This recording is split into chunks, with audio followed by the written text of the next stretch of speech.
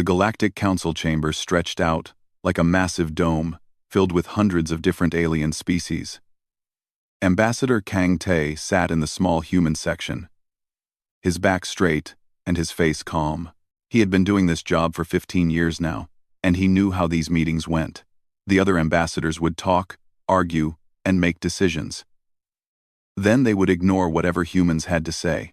Today was no different. A trade proposal came up, one that would allow human merchant ships to use the faster routes through the Outer Rim. Tae stood and presented the facts.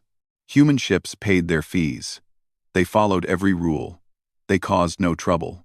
The proposal was fair and would benefit everyone. The Vrexian ambassador, a tall creature with gray scales and 4 arms, laughed loudly. "The humans speak of fairness," he said to the chamber. "How amusing. A species that only learned to cross space 200 years ago thinks they deserve the same rights as civilizations that have sailed the stars for millennia." Other ambassadors joined in the laughter. Tae sat down and made notes on his datapad. He would file a formal complaint. Nothing would happen, just like the last 500 complaints he had filed. But he would do it anyway because that was the job. Far from the council chambers, Captain Li Huan stood on the bridge of the cargo ship Sunrise Herald. His vessel carried grain and medical supplies to the colonies in the outer territories. It was honest work, and Huan took pride in running a tight ship. His navigator, Park Yuna, checked their course, while engineer Choi Dae monitored the engines from below. "Contact ahead," Yuna said, her voice steady. "Vrexian patrol ship." Huan nodded. This happened at least once per trip. The Vrexians would stop them, search the cargo, maybe take some of it. They would claim it was for inspection or security. There was nothing Huan could do about it. The Vrexian ship pulled alongside. Huan opened communications and provided all their documents. Everything was in order, as always. The Vrexian captain smiled with too many teeth and ordered his soldiers to board. Dae came up from the engine room, his jaw tight. "Captain, we should fight back. We have defensive weapons." "Stand down," Huan said quietly. "We follow protocol." The Vrexian soldiers tore through their cargo hold. They destroyed containers, scattered grain across the floor, and broke open medical supplies. When they left, half of the shipment was ruined. The Vrexian captain's laugh echoed through the communication channel before he cut the connection. Yuna's hand shook as she filed the incident report. "How long?" she asked. "How long do we keep taking this?" Huan had no answer. He just set course for their destination, knowing the colonists who needed that grain would go hungry this month. On Earth, in the government center, Premier Han Su reviewed reports in her office. General Kim Jin stood nearby, his military uniform crisp and his expression hard. He had been pushing for action for years, and every day his patience wore thinner. "Another 12 incidents this month," Jin said, pointing at the screen. 3 cargo ships harassed. 1 research station vandalized. 2 colonists injured in what the local authorities called an accident. He paused. "We both know it was not an accident." Sue rubbed her eyes. She had not slept well in months. "What do you want me to do, General? Start a war? We are one species among thousands. The Council has made it clear where we stand. The Council thinks we are weak. Maybe we are," Sue said tiredly. "Our fleet is small. Our colonies are scattered. If we fight, we might lose everything. And if we do not fight, we lose it slowly, piece by piece," Jin replied. "Every day they test us. Every day they push further. When does it end?" Sue looked out the window at the city below. Millions of people going about their lives, unaware of the constant insults their species endured among the stars. "I will not be the premier who leads humanity into a war we cannot win," she said. "We will exhaust every peaceful option first." Jin said nothing more. He had heard this speech before. In the council chamber, Ambassador Tae attended another session. Today they were discussing military exercises near human space. The Vrexian Empire wanted to conduct war games right next to 3 human colonies. Tae objected, citing the obvious danger to civilian populations. Admiral Vrektal, the Vrexian military commander, stood up. His scales glittered under the chamber lights. "The humans fear everything," he announced to the gathered ambassadors. "Your infinite patience is just another word for cowardice. Perhaps if you had any courage, any strength, you would be worth taking seriously." The chamber filled with clicking, buzzing, and whistling that passed for laughter among the various species. Tay kept his face blank. He had learned long ago not to show anger. It only made things worse. After the session ended, Tay walked through the corridors alone. He passed groups of other ambassadors who stopped talking when he approached, then resumed once he passed. He was used to it. Humans were the joke of the galaxy, the species that endured anything without fighting back. That night, Tay sent his daily report to Earth. He detailed the insults, the mockery, the casual cruelty. He recommended continuing diplomatic efforts. Then he sat in his quarters and allowed himself 5 minutes to feel the anger he could never show in public. Just 5 minutes. Then he locked it away again. Across human space, millions of people went about their lives. They worked, loved, built, and dreamed. They knew their government dealt with difficulties among the stars, but most did not know the full extent of it. Most did not know how much their ambassadors endured, how many insults their captains swallowed, how many times their leaders chose peace over pride. Humanity had been patient for 200 years. They had filed complaints, followed rules, and turned the other cheek. They believed that eventually, the galaxy would see their worth. They believed that peace was always better than war. They believed that patience would be rewarded. They were wrong.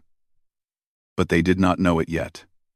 The lesson was coming, taught by those who mistook patience for weakness and kindness for fear.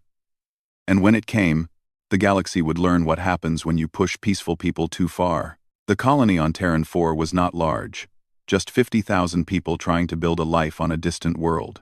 They grew crops in vast greenhouses and raised their children under a yellow sun. Colony Director Song Hai had been there since the beginning, watching the settlement grow from a few dozen prefab buildings to a real town with schools and parks. The warning came from their orbital sensors. A solar flare was building, bigger than anything they had seen before. Hai immediately called an emergency meeting with her staff. The radiation would be deadly. Their shields could not handle it. They had maybe 6 hours. "Can we evacuate underground?" someone asked. "The shelters can hold maybe 3,000 people," he answered. "We need ships. We need to get people off-world." They sent out distress calls on every frequency, emergency signals that any ship in range was required to answer. The law was clear about this. All spacefaring species had agreed that distress calls must be answered, no matter who sent them. One ship responded. A Vrexian cruiser, the Fist of Vrek, was only 2 hours away. Hai felt relief flood through her. They would be saved. Commander Vex's call of the Fist of Vrek received the human distress call and smiled. He had been bored lately. This could be entertaining. He ordered his communications officer to broadcast the distress call across the Vrexian military network. "Place your bets," Vexcal announced to his crew. "How many humans will die?" "I say 30,000. His officers laughed and made their own guesses. They positioned the ship in orbit above the colony and watched. The flare was growing, a massive wave of radiation that would scorch the planet's surface. Below, they could see humans running, trying to get to shelters, trying to save their children. "Sir, they are calling us again," the communications officer said. "Begging for help. Put it on speakers," Vexcal said. "I want everyone to hear this." The voice of Songhai filled the bridge. She was crying now, pleading. "Please. We have children here. Thousands of children. Please help us." The Vrexian crew howled with laughter. This was the best entertainment they had had in months. They took bets on which section of the colony would be hit first. They zoomed in their cameras to watch humans desperately trying to save each other. 3 systems away, Captain Yun Wu of the patrol ship Defiant picked up the emergency broadcast. He heard Hai's voice. He heard the Vrexian laughter in the background. His hands tightened on the command chair. "Navigator, plot the fastest course to Terran 4. he said, his voice cold. "Captain, we are 3 systems away. Even at maximum speed, we will not make it in time," the navigator replied. "Then we go beyond maximum speed." "Engineering? I need everything you can give me." In the engine room, Engineer Seo Rin looked at her displays. What the captain was asking for would destroy the ship. The reactor would overheat. The engines would burn out.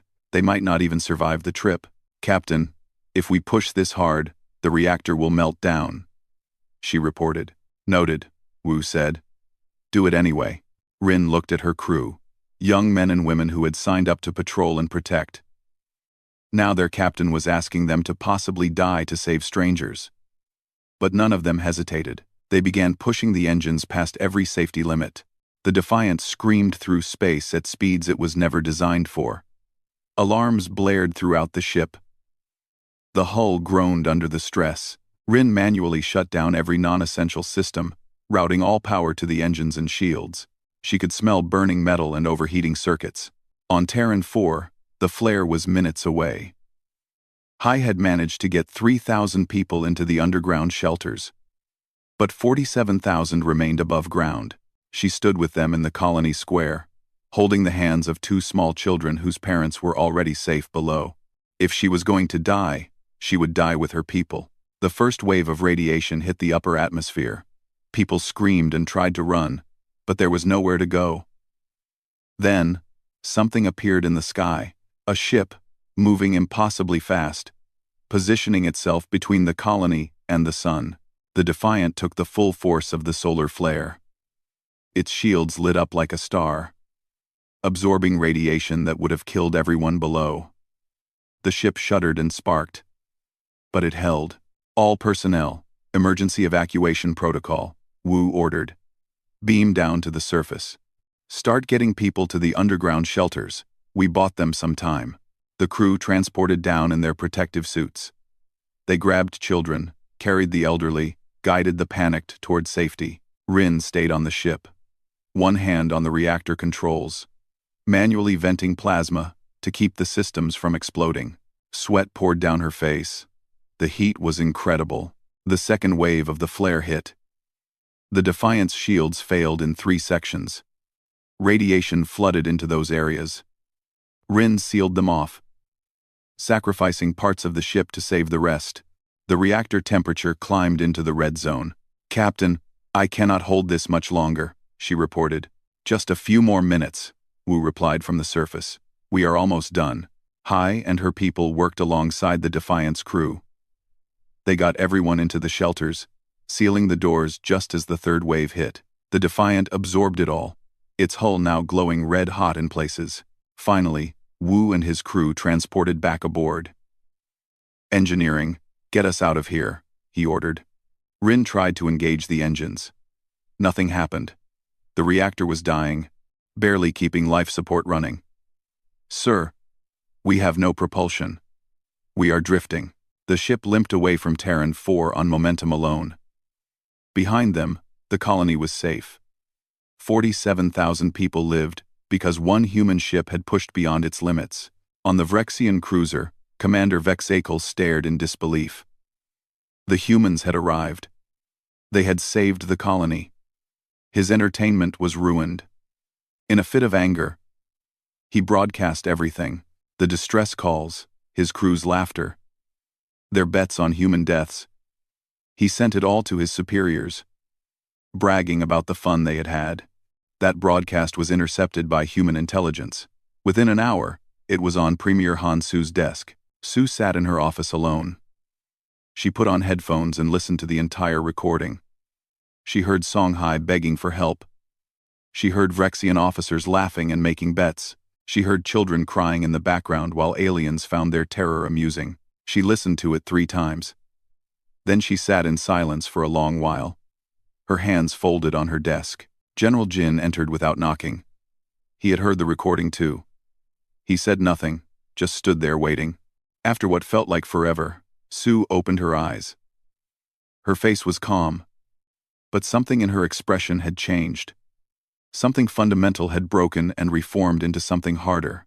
"Convene the assembly," she said quietly. Emergency session. All representatives. No exceptions. Yes, Premier, Jin said. And General? Su looked up at him. Tell Ambassador Tay to come home. Tell all of our ambassadors to return from alien space immediately. Every single one of them. Jin understood what that meant. In 200 years, humanity had never recalled all their ambassadors at once. It was the signal that came before only one thing. It will be done, he said, and his voice held something that had not been there before. Hope? Perhaps. Or satisfaction, or the grim determination of someone who had waited far too long for this moment. The line had finally been crossed. The emergency session of Earth's Parliament was called at midnight. Representatives arrived from all over the planet, some still in casual clothes, all of them sensing that something major was happening. The recall of every human ambassador had sent shockwaves through the government. Such a thing had never been done before. Premier Han Su stood at the central podium, waiting for everyone to take their seats. General Kim Jin stood beside her, a large screen behind them both. When the chamber finally quieted, Su spoke. 200 years ago, humanity took its first steps into the galaxy, she began. We went with hope. We believed we would find friends, partners, fellow civilizations that would welcome us. We were wrong, she nodded to Jin. The screen lit up with data, columns of numbers, dates, locations. For 200 years, we have kept records. Every insult, every attack, every crime committed against human beings by other species. The numbers were staggering. 847 unprovoked attacks on human vessels, 12,000 human deaths. 23 colonies sabotaged or damaged, thousands of smaller incidents of harassment, theft, and violence. All documented, all reported. All ignored by the Galactic Council. Representative Bae Hyun stood up. He was an older man who had always argued for peace. Premier, surely we can still find a diplomatic solution. War will cost us dearly. Millions could die. Before Su could respond, Ambassador Kang Tae stepped forward. He had arrived on Earth just hours ago, after 15 years on the Council. His face looked older than his years, worn down by endless humiliation and mockery. Representative Hyun, I respect your position, Tae said, his voice steady. I have spent my entire adult life pursuing diplomacy. I have filed 537 formal complaints with the Galactic Council. Do you know how many were acted upon? 0. Not one. He walked to the center of the chamber so everyone could see him. They mistake our patience for weakness. They use our mercy as permission to abuse us. Every day we do not respond. They grow bolder. Every insult we ignore becomes proof that they can do worse. How many more must die before we defend ourselves? The chamber fell silent. Tae had been the voice of diplomacy for years.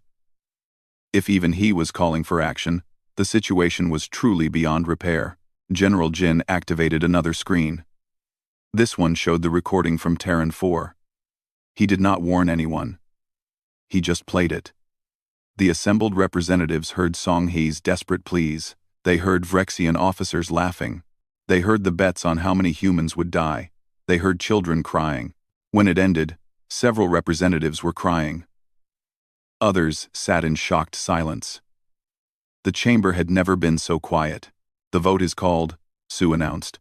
A formal declaration of war against the Vrexian Empire and any Galactic Council member that has committed documented acts of aggression against humanity. All in favor? The voting board lit up. Green lights appeared across the display, one after another. When the counting finished, the result was overwhelming. 91% in favor. War was declared. Su took a deep breath. General Jin, you now have full authorization to proceed with military operations. Representative Tae, you will coordinate diplomatic communications with species that remain neutral. Everyone else, you know your duties. We meet again in 6 hours for operational briefings. 1 hour later, Su addressed the galaxy. The transmission was sent via quantum communication to every inhabited system. She stood alone before the camera. wearing simple, dark clothes with no decorations. She looked directly into the lens and spoke clearly. To the members of the Galactic Council and all spacefaring civilizations, she began.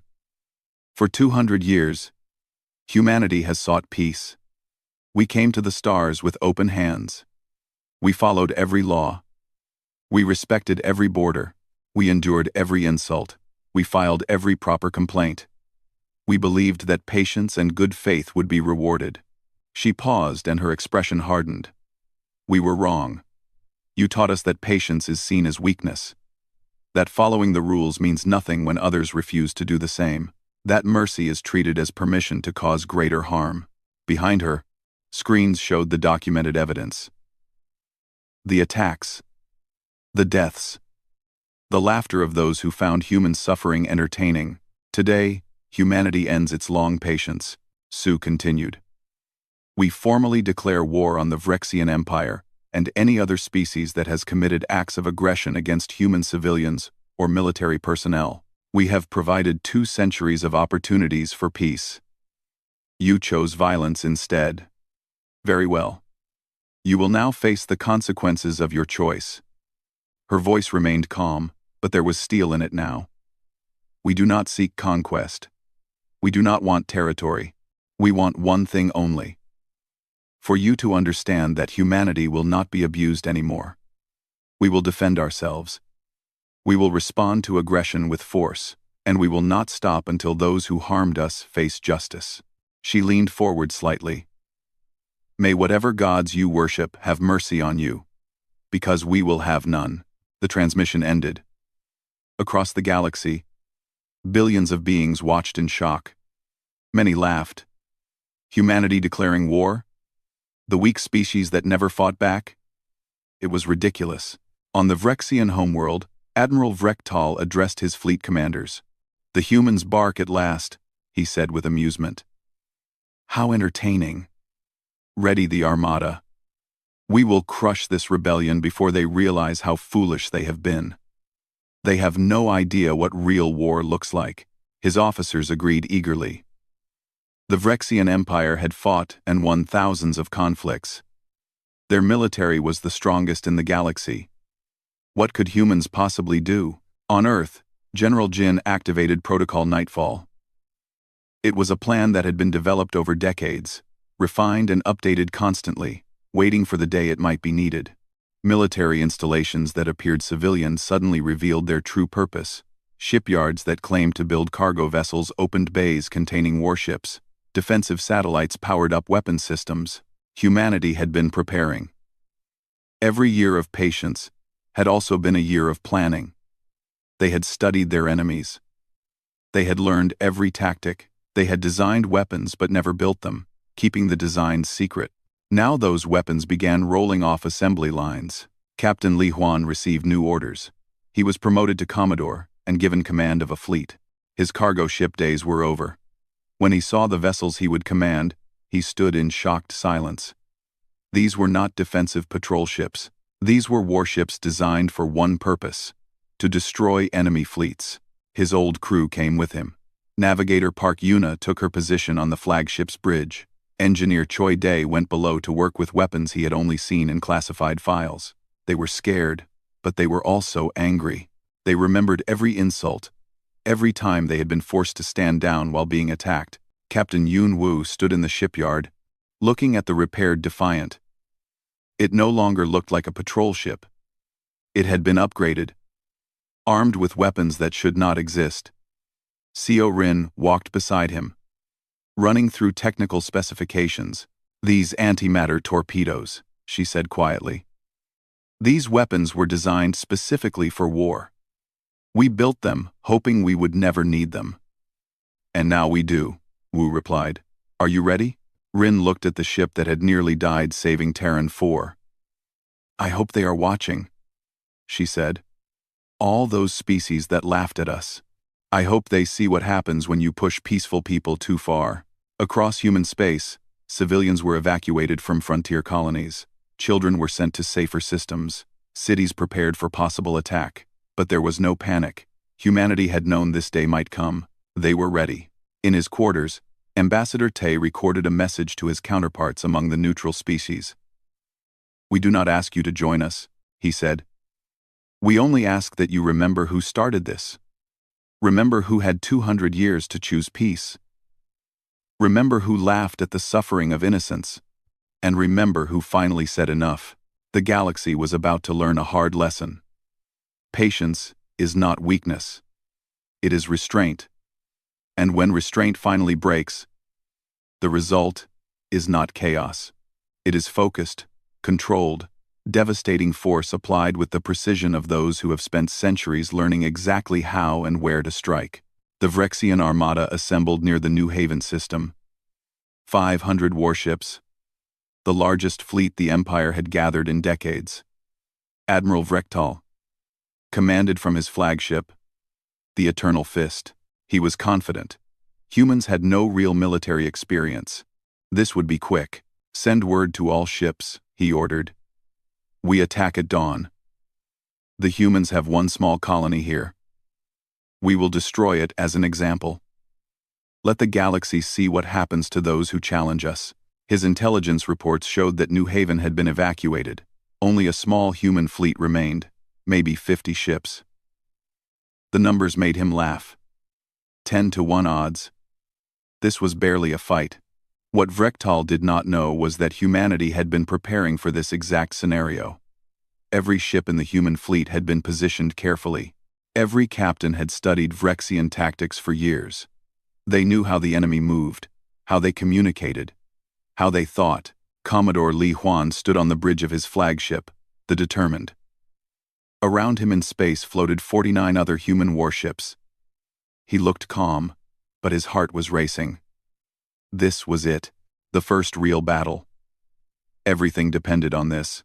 "All ships report ready," Navigator Park Yuna said from her station. "Enemy fleet approaching. They are moving in standard Vrexian attack formation. Beta 7. Huan nodded. He had memorized every Vrexian formation. "Good. They are doing exactly what we expected. All ships, prepare to execute. Plan Nightfall 1. Weapons free on my mark." The Vrexian fleet came in confidently. They saw the small human force and assumed quick victory.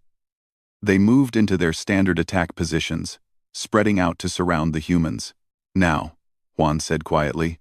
What happened next shocked every military analyst who later studied the battle. The human ships moved with precision that seemed impossible. They accelerated, turned, and fired. In perfect coordination. It was like watching a single organism with 50 bodies. Yuna's hands flew across her controls, coordinating the fleet movements through quantum-linked systems. Every human ship was connected, sharing data instantly. They moved as one mind. The first volley from human ships tore through the Vrexian front line. Railguns fired solid projectiles at impossible speeds, punching through shields that were designed to stop energy weapons. The Vrexians had never seen weapons like these. Their shields were useless. Admiral Vrektal watched in disbelief as 12 of his ships exploded in the first 10 seconds. "Return fire," he screamed. "All ships, return fire." The Vrexian ships fired their plasma cannons and missile batteries. They were powerful weapons that had won countless battles. But the human ships had already moved. They were not where the Vrexians aimed. The shots missed or hit empty space. Engineer Choi Day worked in the weapons bay of the Determined, managing power distribution. The new systems were incredible. Missiles that could hunt targets on their own. Torpedoes filled with nanites that could tear apart enemy hulls, molecule by molecule. Energy weapons that could overload shield generators. "Target their command ship," Huan ordered. "Focus fire." 20 human ships turned their weapons on the Eternal Fist. Vrektal's shields lit up under the assault. They held for maybe 30 seconds. Then they failed. The next wave of shots hit the hull directly, tearing through armor and into critical systems. Vrektal abandoned his command deck, running for the escape pods. His flagship was dying around him. Across the battlefield, Vrexian ships tried to adapt. They changed formations. They tried to surround individual human vessels. Nothing worked. The humans had studied them too well. Every tactic the Vrexians used, the humans had a counter already prepared. Captain Yun Wu led a squadron of smaller, faster ships. They vanished from Vrexian sensors using stealth technology, then reappeared inside enemy formations. They struck at engines and weapons systems, crippling ships before disappearing again. They cannot track us, Wu reported to Huan. Their sensors are looking for the wrong signatures. We can hit them at will. Engineer Seo Rin managed the power systems on the Defiant, routing energy between weapons, shields, and stealth systems. She had helped design these ships. She knew every circuit and wire. Captain, we can keep this up for hours. They will run out of ships before we run out of ammunition. And they did. The battle lasted 4 hours. In that time, the Vrexian armada lost 300 ships. The human fleet lost 2. The Vrexians finally broke and ran, their formations collapsing into chaos. Pursue, Huan ordered. No mercy. They wanted war. Show them what war means. The human ships chased the fleeing Vrexians. On all communication channels, they broadcast the recording from Terran 4. The laughter of Vrexian officers, the bets on human deaths, the mockery of desperate pleas for help. Vrektal's escape pod was intercepted by Wu's fighter. The Admiral screamed threats. Then, please. He offered money, territory, anything to be spared. Wu's response was cold and calm. You had 200 years to stop. You laughed instead. Now you have time to think about every human you killed. He disabled the pod's engines, leaving it drifting in space with enough life support for 3 days. Not enough to die quickly, enough to suffer. News of the battle spread across the galaxy faster than light. Humanity had not just won. They had crushed the Vrexian armada. 500 ships reduced to scattered survivors in 4 hours. On the Galactic Council, panic set in. Species that had attacked human vessels suddenly found human fleets appearing at their borders. Not to invade, not to occupy, just to destroy military assets, every weapons platform, every warship, every military station. Ambassador Na-Un addressed the Council from Earth. She appeared on screens in the Council chamber, calm and professional. You wondered why humanity delayed declaring war, she said. You thought we were weak. You thought we were afraid. You were wrong. She smiled without humor. We were learning. Every insult you gave us taught us your weaknesses. Every attack showed us your tactics. Every mockery helped us understand your psychology. Thank you for the education. We have learned our lessons well. Species that had remained neutral scrambled to prove they had never harmed humans. Old records were suddenly made public, showing they had opposed actions against humanity. Some of it was even true. General Kim Jin's strategy became clear. Humanity was not trying to conquer territory. They were removing the ability of others to threaten them. Every species that had harmed humans watched their military might being systematically destroyed. The Thrax Collective, which had sabotaged 3 human colonies, found their entire defense fleet gone in a single night. Human ships appeared, destroyed every military vessel, and left. No demands, no occupation, just destruction, and a simple message: this is what you earned. The Kelvin Unity, which had regularly harassed human traders, woke up to find all their weapons platforms in orbit around their homeworld, reduced to debris. The human fleet broadcast one message: you stole from us. We have taken your means to steal from others.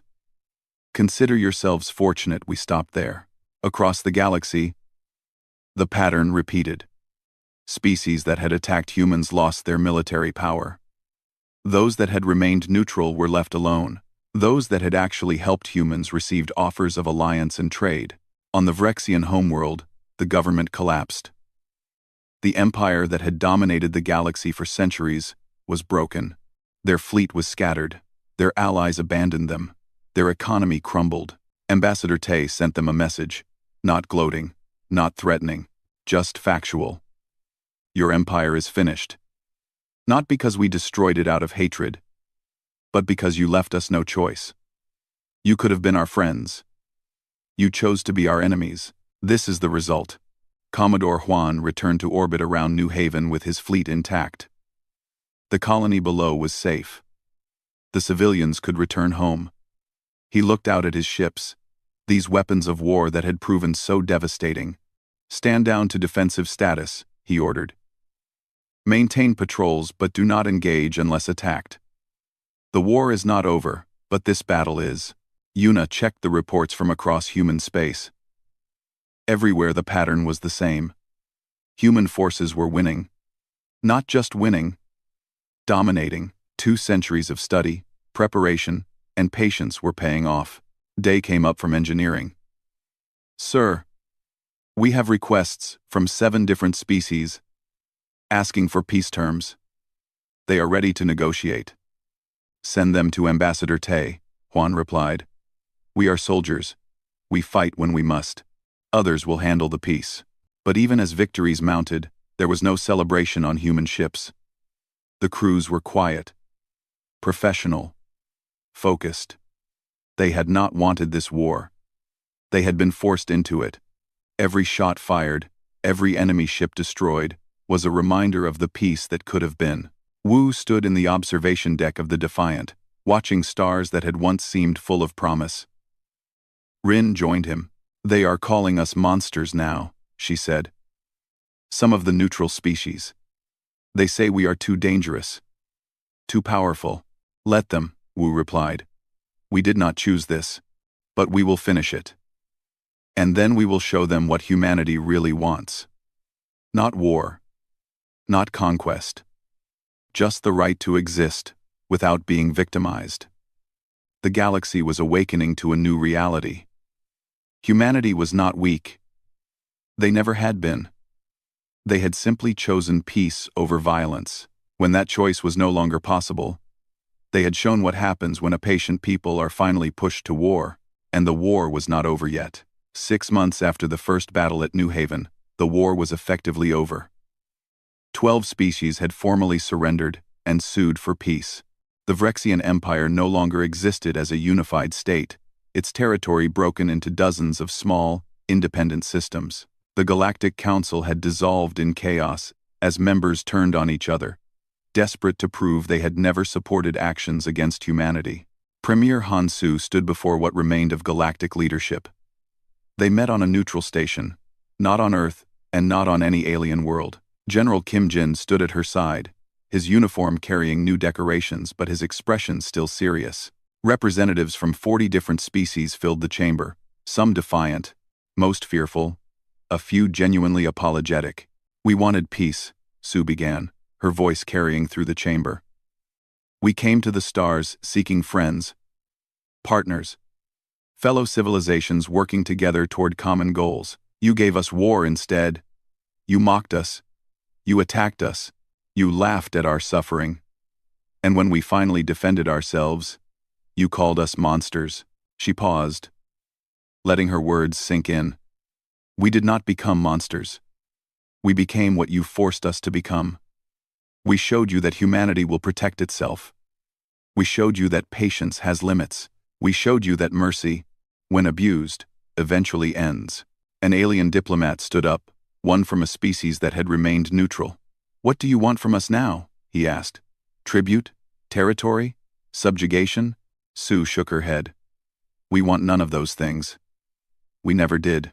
Representative Bei Hyun stepped forward, carrying a data pad. He was older now, worn down by 6 months of war, but his voice was steady. "We propose the Terran Accord, a new framework for relations between species. The rules are simple and absolute." He activated a holographic display. First, mutual defense. Any attack on one member is treated as an attack on all. Second, fair trade enforced by neutral arbitration. Third, zero tolerance for aggression against civilians of any species. Fourth, respect for sovereignty and borders. "And if someone breaks these rules?" the alien diplomat asked. Ambassador Kang Tae answered. "Then what happened to the Vrexian Empire happens to them. We will not wait 200 years again. We will not file endless complaints. We will not exhaust diplomatic options while our people die. Break faith with us, and we will respond immediately and decisively. The chamber fell silent. The message was clear. Humanity was offering peace, but it was peace backed by proven strength. Join the Accord and be protected. Break its rules and face destruction. You do not have to join, Sue added. Remain independent if you wish. Trade with us or do not. We will not force anyone. But know this. We remember everything. Every species that harmed us, we remember. Every species that stood by and watched, we remember. Every species that helped us, we remember that too. Over the next weeks, species began signing the Terran Accord. Some joined out of fear. Some joined because they genuinely believed in the principles. Some joined because they saw economic opportunity. Humanity did not care about the reasons. They cared about the results. The Accord grew quickly. 20 species in the first month, 50 within 3 months. Species that had ignored human suffering suddenly became enthusiastic about protecting civilian populations. Species that had stolen from human traders suddenly supported fair trade enforcement. Commodore Li Huan received orders to stand down his fleet. The war was over. He could return to civilian life if he wanted. He chose to retire from military service and return to merchant shipping. His old ship, the Sunrise Herald, had been rebuilt and waited for him. Park Yuna and Choi Dae came with him. They stood on the bridge of their old vessel, now upgraded with better engines and proper defensive systems, though nothing like the warships they had commanded. This feels strange, Yuna said, checking navigation routes that no longer required them to fear harassment. Peaceful, normal. Normal is good, Huan replied. Normal means we succeeded. We fought so that others would not have to. Dae looked at the trade routes on his display. Human merchant ships now traveled freely. The harassment had stopped. Other species gave them respect, or at least stayed out of their way. It still feels boring after everything we went through. Peace is never boring, Huan said firmly. It is precious. We remember what it cost. Captain Yun Wu chose a different path. He remained in service, now commanding a training academy for the next generation of human defenders. Young officers came to learn from the veterans who had fought in the war. On the first day of class, Wu stood before 100 cadets. You are here to learn how to defend humanity, he told them. But the first lesson is this. We did not want war. We were forced into it. Every shot fired, every enemy destroyed, was something we did because we had no other choice. He showed them the recording from Terran 4, the same recording that had pushed humanity to war. The cadets watched in silence, some crying, all of them angry. You feel anger now, Wu said. Good, remember it. But also remember this. Anger is not why we fight. We fight to protect. We fight to ensure that no human ever has to beg for their life, while others laugh. We fight so that war becomes unnecessary. Engineer Seo Rin taught in the same academy, training the next generation of ship engineers. She showed them the advanced weapons systems, the stealth technology, the quantum-linked coordination networks. These systems won the war, she told her students. They are powerful. They are devastating. And they should frighten you. We built them, hoping we would never need them. When we did need them, they worked perfectly. But their greatest success will be if we never have to use them again. Ax, a young student raised her hand. Teacher, will there be another war? Rin considered the question carefully. There might be. The galaxy has learned that humanity can fight. Whether they have learned not to make us fight, only time will tell. That is why you are here, to be ready if the lesson needs teaching again. Ambassador Na-Un became the first director of the Terran Accord's diplomatic corps. Her office on Earth coordinated with dozens of species, handling disputes, enforcing trade agreements, and investigating possible violations of the Accord's principles. Most of her work was peaceful. Boring, even. Exactly what humanity wanted. But she kept careful records of everything, just as humanity had always done. Every agreement honored. Every agreement broken. Every species that acted in good faith. Every species that tried to cheat, trust but verify. She told her staff. We extend friendship to all. But we document everything. Our patience is restored. But our memory is permanent.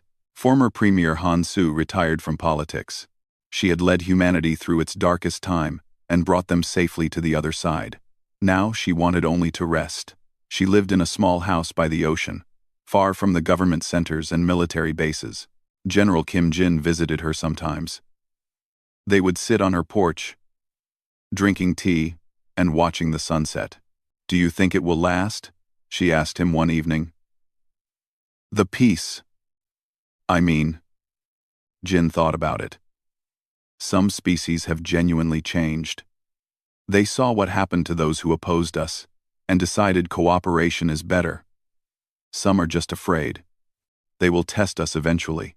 And when they do, we will be ready, Jin said simply. We are always ready now. That is the difference. We are not the naive species that went to the stars 200 years ago. We are not the victims who endured abuse for centuries. We are humans who remember both the value of peace and the necessity of strength.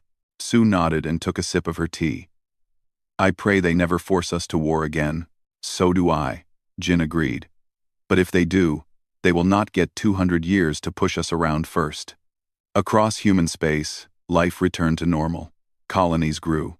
Children went to school. Merchants traded freely. Scientists conducted research. Artists created beauty. All the things that make civilization worthwhile.